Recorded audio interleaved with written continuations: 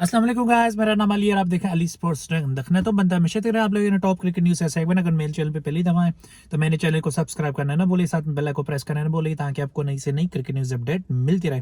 तो जी हाँ दोस्तों, आज जो है पीसीबी जो है अभी आज के दिन बहुत ही अंडर अंडर वो क्या कहते हैं, कौन सा वर्ड से लफ्ज है, क्रिटिसाइज हो ही जा रहा है क्योंकि पाकिस्तान की जो मीडिया है, पाकिस्तान की जो एक्स फॉर्मर क्रिकेटर्स हैं, उन लोगों ने पीसीबी को बहुत ही ज्यादा क्रिटिसाइज कर रहे हैं आज के दिन, क्योंकि उन्होंने चैंपियंस ट्रॉफी के लिए, ट्राई नेशन सीरीज के लिए जो उन्होंने स्क्वाड अनाउंस किया है उसमें कुछ प्लेयर्स को लेकर उन्होंने बातचीत की। उन्होंने ये कहा कि वो प्लेयर की जो सिलेक्शन हुई है वो पर्ची की उस पर हुई है, क्योंकि उनकी रिसेंटली ऐसी कोई फॉर्म ही नहीं है जिसकी वजह से उनको सेलेक्ट किया जाए।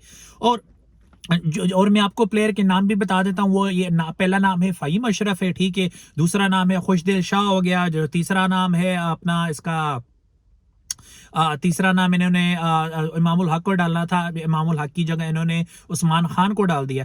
और उस्मान खान की तो खैर वनडे में इतनी कोई परफॉर्मेंस है नहीं, ना उन्होंने इतना कोई शायद मैच खेले वनडे के। और सबसे मेन जो बात करेंगे वो बात करेंगे फ़हीम अशरफ की और खुशदिल शाह की। फ़हीम अशरफ के उन्होंने बहुत ही ज्यादा, सबसे ज्यादा क्रिटिसाइज फ़हीम अशरफ को लेकर किया पीसीबी को तनवीर अहमद ने और बासित अली ने। उन्होंने ये कहा है कि भाई पहली बात तो ये कि फ़हीम अशरफ को, राणा साहब को जो खिला रहे, उनकी जो सिलेक्शन हुई है चैंपियन ट्रॉफी के लिए, ओडीआई के मैच के लिए और ट्राई नेशन सीरीज को जो उसको पर्ची के ऊपर सेलेक्ट किया गया, क्योंकि अगर उसकी पिछले ओडीआई की परफॉर्मेंस उठा के देख लो तो पिछले 19 इनिंग्स में उसकी सिर्फ 10 विकेट है और उस बंदे की 10 की एवरेज है।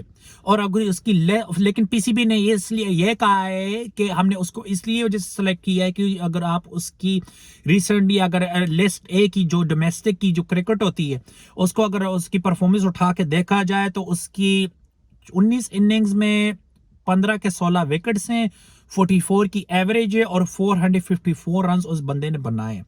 लिस्ट ए की परफॉर्मेंस को ले पर उसको सिलेक्ट किए गए।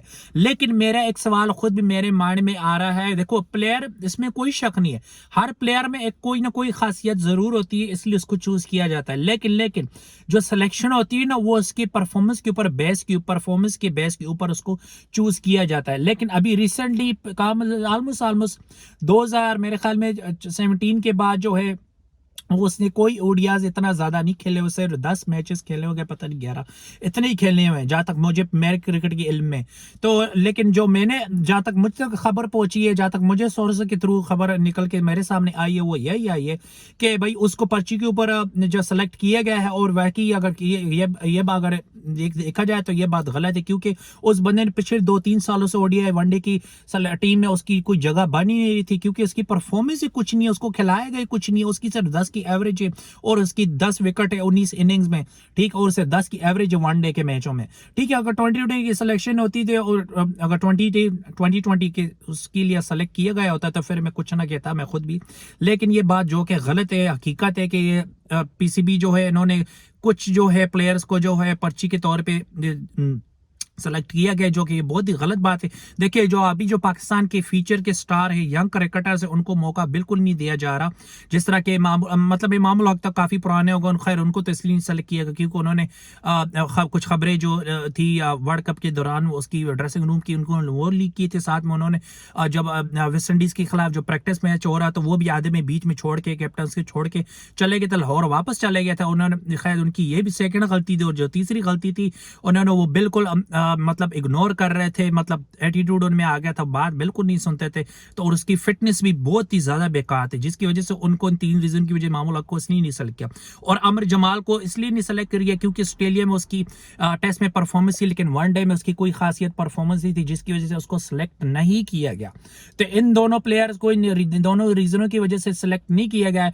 और साथ ही साथ में जो है, मैं मुझसे बात पूछी जाए तो यह गलत बात है। एटलीस्ट अमर जमाल को डालना चाहिए फ़हीम अशरफ की जगह, क्योंकि या फिर अमर जमाल को नहीं डालना था, फ़हीम अशरफ की ना, इसकी जगह सीधे सीधे 2 मिडल ऑर्डर के बैट्समैन ले आते। अब स्ट्रॉन्ग चाहिए थे इनको, एक तो आसिफ अली को ले आते या फिर इफ्तिखार चाचा को, क्योंकि मैं इसलिए कह रहा हूँ वो ऑलरेडी उनको एक्सपीरियंस भी है खेलने का और साथ ही साथ में उनको एक स्ट्रॉन्ग हिटर भी है। पाकिस्तान के मिडल ऑर्डर स्ट्रॉन्ग हो जाता ना, और इफ्तिखार चाचा ओवर भी अच्छे निकाल देते, 2-3 ओवर ज्यादा, चलो ज्यादा से ज्यादा 5-6 ओवर वो भी निकाल देते हैं, ठीक है ना। आपको उसमें भी हेल्प हो जाती है। और ऊपर से आपने स्पिनर भी एक ही डाला हुआ, जो कि स्पिनर इब्रार अहमद के अलावा और किसी को आपने नहीं डाला, ना साजिद खान को चूज किया, नुमान अली को चूज किया। चलो साजिद खान को नहीं चूज करना, नुमान अली को चूज कर, लेकिन आपने उस बंदे को भी नहीं किया। लेकिन जो क्या अगर इंडिया के साथ कंपैरिजन करके देख ले स्क्वाड को, तो इंडिया ने 4 स्पिनर डाले भाई, 4 स्पिनर डाले हैं, 3 फास्ट बॉलर डाल रहे, और बैट्समैन उनके पास ऑलरेडी ज्यादा थे, तो उन्होंने बैट्समैन की लिस्ट